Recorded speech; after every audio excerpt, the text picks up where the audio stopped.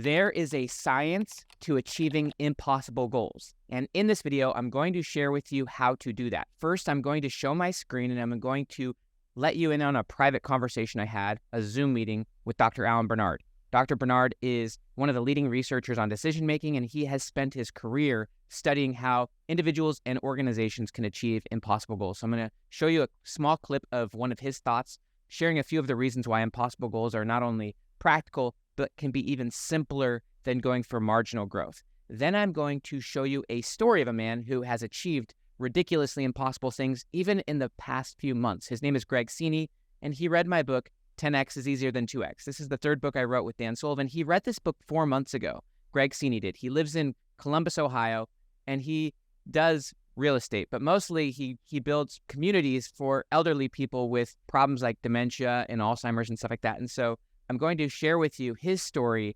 after I show you the clip of Dr. Alan Bernard, and then I'm going to break it down. So let me go ahead and jump into the clip with Dr. Alan Bernard. There's 2 reasons why setting a 10x objective. There's many more reasons, but at least 2 primary reasons for me. The first one is to say, if I'm thinking that I've set an objective that in my mind is realistic, right? That could be 10% or it could be 2x. But as long as I think, if I asked you, Ben, do you think your goal is realistic? Is it achievable? And you say no, then it means that you don't know how to do it, right? And that means that you will be open to changes. But if you say, yes, I think it's realistic, it means you already think you know how to do it. And that means that you don't allow your mind to explore other options. So at 10%, the chances that you'll know how to do that is quite high. And sometimes even at 2x, the chances that you will say, yes, it's ambitious, but I think I know how to get to 2x, it means that you don't allow your mind to explore other alternatives. So to really get you out of that box, right, is to say, let's make the target 10x. And now I'm asking you, do you think it's realistic? And you say, no. Why don't you think it's realistic? Because I can't see how to do it. Say, great, think about how to do it. It's impossible unless, right? And that question is what triggers your mind to start listing those conditions that could make the impossible possible. So that's a first reason, is literally to give your mind the necessity to think differently. As long as I think it's realistic, it's not necessary for my mind to think out of the box. It remains where it's comfortable, and it will only consider the options that it's currently considering. So that's the first reason. The second reason, which also is something that we've spoken about a number of times, is how many ways are there to improve a system by 10%? If the goal is to help us find that one thing to focus on, then asking or evaluating things about whether they will help me get to 10% is not that useful, because I'm going to have a very long list on my to-do list. As soon as I ask, how can I get to 10x? What happens is that whole bunch of options reduces down to one or few. So I'm going to break down for a second what Dr. Bernard just said. I also wrote about this in 10X is Easier Than 2X. In chapter 1, I lay out some of his insights on why impossible goals are more practical and more useful. In other words, 10X goals are easier and simpler than 2X goals. One of the things, though, that he said is that if you are pursuing a goal that you believe to be impossible, then you are likely going to be walking forward based on your assumptions. You're going to be utilizing the past and the present to dictate what you want to do in the future. And that's a very linear approach. That's a very common approach. But once you set the goal to be impossible, and you really are honest about that, you think it's an impossible goal. And again, I'm about to show you a video of someone, Greg Cini, who is accomplishing really impossible goals by simply going for impossible goals. And I invite you to start doing this as well. But once you make the goal to an impossible level where you genuinely don't know how to do it, that then gets you out of the frame of reference of your current assumptions, your current strategies, and it opens you up to the most effective ones. The second point, which is connected to this, that Dr. Alan Bernard talks about, is that if you're going for a small goal, say 10% growth or even 2x growth, then the challenge of that, and he has studied constraint theory, which is a decision-making theory, is that for marginal growth, there's literally a million things you could do. For example, if I wanted to grow my revenue or my income by 10%, there's a lot of different things I could do to accomplish that goal. Because it's so small, there's like literally an infinite number of options I could do to grow my income by 10%. It's not very discerning. And this is one of the reasons to set goals, by the way. A goal is simply a tool to create focus and clarity. And if the goal is small, then it doesn't create that level of focus and clarity because there's too many potential pathways of getting there. There's 100 different options or ways that you could grow your income by 10%. But if you want to do it by 10x in a short period of time, as Dr. Bernard said, that list of potential options goes down very low to just a few options. That's why he invites you to ask the question, this would be impossible unless what? And then that unless what invites you to the few key highest levers. And this is one of the things that Dr. Bernard talks about when it comes to making high quality decisions. And this also fits with the 80-20 principle, which is the 20% of things create almost all of the returns. And so you want to focus your energy and your effort and your attention onto the few things that have the most extreme return on attention, return on an investment, and everything else is that 80% of things that isn't really that useful. It's not that effective. And so when you set your goal really high to an impossible level, it then invites you firstly to come up with pathways and ideas that are different from what you've been doing in the past. This is really useful because then you start letting the future dictate what you do in the present and the future dictate the strategy in the present rather than letting the present and the past dictate what you do in the present. But it also helps you find those few potential paths, strategies, and relationships that would fit in that 20% of category that have all of the upside. And the goal, if you want to be a massive learner and if you want to make massive progress, is to put more and more of your attention on those few vital few things that have the biggest upside and then get really good at those things. That's the whole point is that you want to get 10 times better at the few things that matter, and you want to put your attention on just the vital few and go really deep, really deep.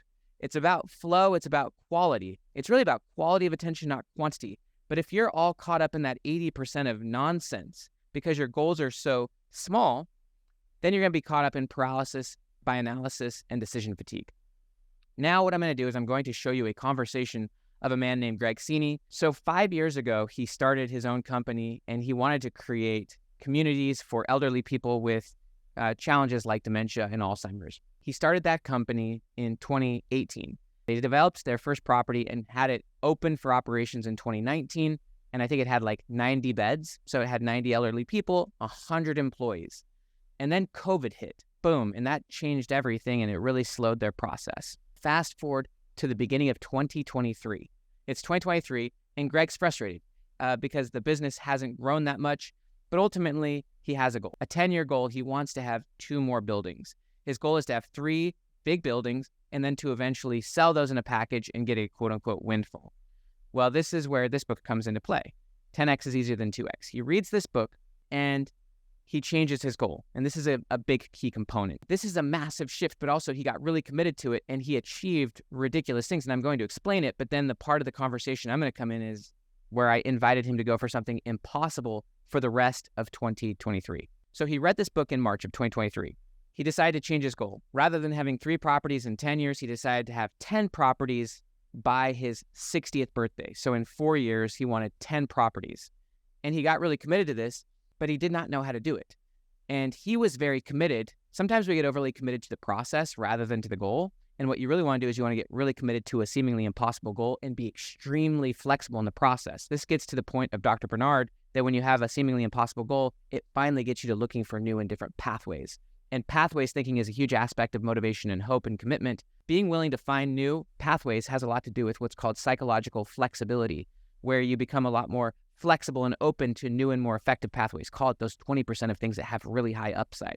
So Greg was overly committed, in this case, to developing buildings. But after he set the 10x goal, after he said, I'm going to go for 10 buildings in 4 years, he then ultimately became open to new strategies. Rather than having to develop buildings, he became willing to acquire. In becoming open to acquiring properties, he called one of his friends and ultimately got an opportunity to purchase 2 buildings, which he did, and it had a crazy timeline, a 45-day timeline, He was able to move mountains, make the impossible happen. They now have 300 employees, and they've been profitable from the beginning, and they've really stabilized.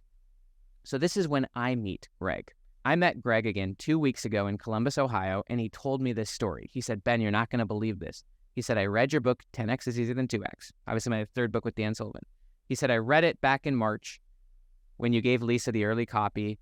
I changed my goal from having 3 properties in 10 years to having 10 properties in 4. And then since then, we've been able to acquire 2 properties. And so we've already actually got 3 properties now. We've actually achieved that former 10-year goal. We actually achieved it in less than 2 months by changing our goal and by becoming flexible in new processes and strategies, and then taking 10X action. I was just so happy for him that he had achieved his 10-year goal in 2 months and that he had these 2 new properties and he was on fire. But then I asked him the question. I said, Greg, what is your impossible goal for the rest of 2023? So the impossible goal was I want to acquire 3 buildings by the end of this year, 3 more buildings. And I want it to be in the number of 250 beds would be a good number. And then I have other things, personal stuff, writing books and different things that I'm going to do. And here's the thing that is just, I don't get it. And I don't know if this is a higher power thing or when you just ask the universe, it gives. So I literally forwarded, it's a list. I wrote this list. It's hanging on my wall. I forwarded it, copied it, sent it to my family. I said, all right, here's my commitment by the end of this year. The next day, my business partner calls me. Now, we're looking at a couple buildings, whatever, and I really don't see a path to 3 buildings. Sean literally texts me. He's like, what would you give for, and he names off 3 buildings that I'm super familiar with. I'm like, what are you talking about? I'm like, call me. He's like, yeah, I just got a call from my broker. We can buy these 3 buildings. What would you offer them? So I sent this stuff, this to my wife on Monday. On Tuesday, my business partner texts me and goes, hey, we have an opportunity to buy 3 buildings. What would you pay for them? And I give a price and they're probably going to accept it. This impossible goal is now I have I have a way, right? And I'm not quite grasping what's going on. It just seems like when I keep asking, it's happening so quickly. So I'm going to go ahead and stop it there and just provide a few last thoughts and an invitation to you, amazing watcher or listener. Firstly, if you have not done it yet, please read this book or listen to it. By the way, the audio version of 10X is Easier Than 2X has 3 hours of bonus interviews between me and Dan Sullivan. This book will transform your life. It'll transform your thinking. It'll help you apply the science of honestly optimal decision-making. But also, I just wanted to break down a little bit of what Greg was saying. So I asked him, what is your impossible goal by the end of the year? He wrote them down, printed them down as he said, and he started telling them to his wife and to his team. And then boom, all of a sudden things started happening. There's a few key things to note here though. One is, and I asked him later in the conversation, but you won't be able to see that or hear that. He did say he was committed to it. And I think that having a full commitment to that is important. Actually committing to it and going for it is crucial. And you can know you're committed to something by observing your actions. There's actually a great book called The 15 Commitments of Conscious Leadership. And in that book, they say that commitment is a statement of what is. You can know what you're committed to by your results. And so I can know that he's committed because all of a sudden results are coming. This commitment, by the way, fits with the notion of decision. And it's that whole idea of when you make a decision, the universe conspires to make it happen. It also fits with that amazing quote from William Hutchinson Murray, where basically he said, until one is committed, basically it's wasted time. But he said, once you get committed, then providence moves too. All sorts of things start happening that move forward on that commitment. And I think that that's what Greg was going through. It was very spiritual. In other words, he was kind of shocked at how fast things were happening to him. But ultimately, if we were to go back in time to the beginning of 2023, so just a handful of months ago, Greg was on a path, a 10-year path to getting 3 buildings. But he transformed his mindset. He became open and he transformed his goal. And now, and there's even another thing I'm not going to show you in the interview, but ultimately, he's likely going to have 7 buildings before the end of 2023. In other words, he's going to be way past, enormously past where he thought he would be in 10 years, and he's going to do all that in less than 1 year. And I strongly believe that you can achieve more in 1 year than even you thought was possible in a decade by thinking much better, and then by ultimately going for the impossible, committing to that, and then finding those unique strategies and opportunities and becoming psychologically flexible such that you're willing to find those new and creative pathways. So I just wanted to share that with you. I know that impossible goals are possible. Me and my team right now are going for incredible, fun, impossible goals. And by the way, this is fun. It's gamified. It's not like there needs to be pressure or stress. I love the quote, expect everything attached to nothing. So you can go for impossible goals. And one of the things that I studied during my PhD, and again, talked about this in chapter 6 of this book, which is transformational leadership. Transformational leaders go for the impossible, but also they instill confidence in their team such that their team believes that the impossible becomes possible, and they trust the leader trusts them, they become emotionally committed, and then they become willing to go for it. And over time, they build that confidence and incredible things can happen. My name is Dr. Benjamin Hardy. If you have not yet done it yet, please grab 10x is easier than 2x.